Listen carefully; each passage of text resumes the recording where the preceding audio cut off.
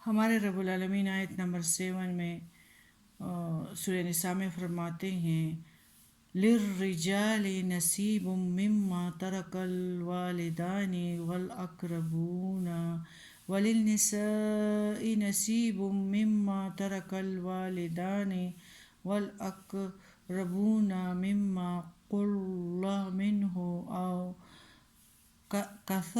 کثر نصیبا مفروضا۔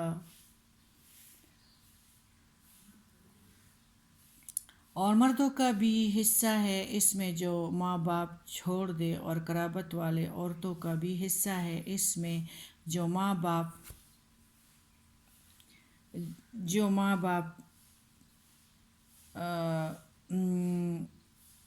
چھوڑ دے، اور قرابت والے عورتوں کا بھی حصہ ہے اس میں جو ماں باپ اور قرابت والے چھوڑ دے، تھوڑا ہو یا بہت ہو، حصہ مقرر کیا ہوا ہے۔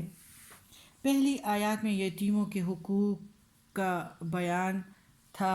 اللہ نے اس سلسلے کی انتہائی جزوی باتوں کو بھی واضح کر دیا۔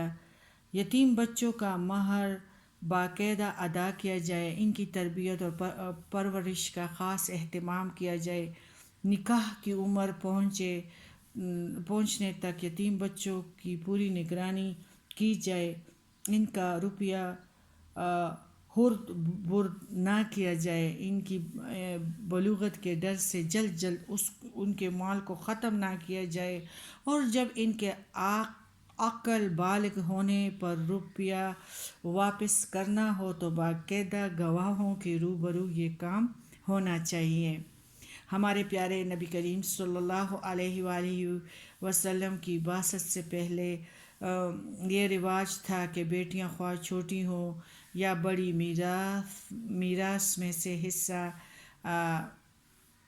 نہیں دیتے تھے، اور نابالغ بیٹیوں کو بھی میراث نہیں ملتی تھی۔ صرف وہی بیٹے جو بڑے ہوتے تھے اور دشمنوں کے ساتھ لڑنے کے کام آتے تھے وارث سمجھے جاتے تھے۔ اس وجہ سے یتیم بچوں کو میراث سے کچھ حصہ نہیں ملتا تھا۔ یہ آیات ان لوگوں کے بارے میں نازل ہوئی ہے۔ ارشاد ہوا ہے کہ والدین دوسرے رشتہ داروں کی ترکہ میں سے بیٹیوں کو خواہ وہ بچے ہوں یا جوان حصہ ملے گا، بیٹیوں کو بھی خواہ بالغ ہو نابالغ ہو حصہ دیا جائے گا،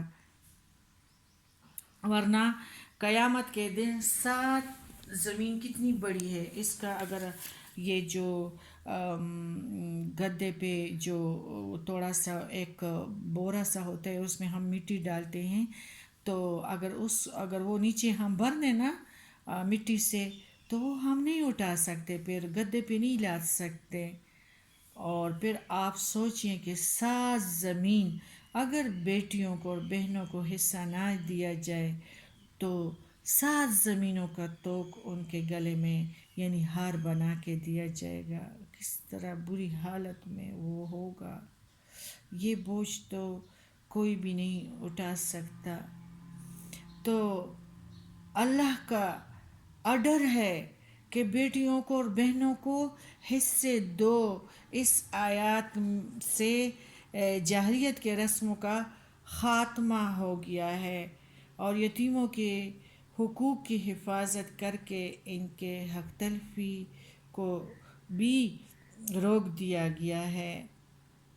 ترکہ میں مختلف حصہ داروں کے حقوق کی بھی تفصیل آگے رکوع میں آئے گی۔ اسلام کا قانون وراثت دنیا کے اندر ایک مثالی حیثیت رکھتا ہے۔ دنیا کے اکثر ممالک میں ورثے اور ترکے کے حقدار لڑکے سمجھے جاتے ہیں اور لڑکیوں کا کوئی حصہ نہیں دیا جاتا۔ لڑکوں میں بھی صرف بڑے اور بالغ وارث اور جانشین اور حقدار تصور کیے جاتے ہیں۔ اسلام نے عدل و انصاف کا کامل نمونہ پیش کرتے ہوئے لڑکوں کی طرح لڑکیوں کو بھی اور دوسرے وارث مردوں کی طرح عورتوں کو بھی جائز حصہ دار قرار دیا ہے۔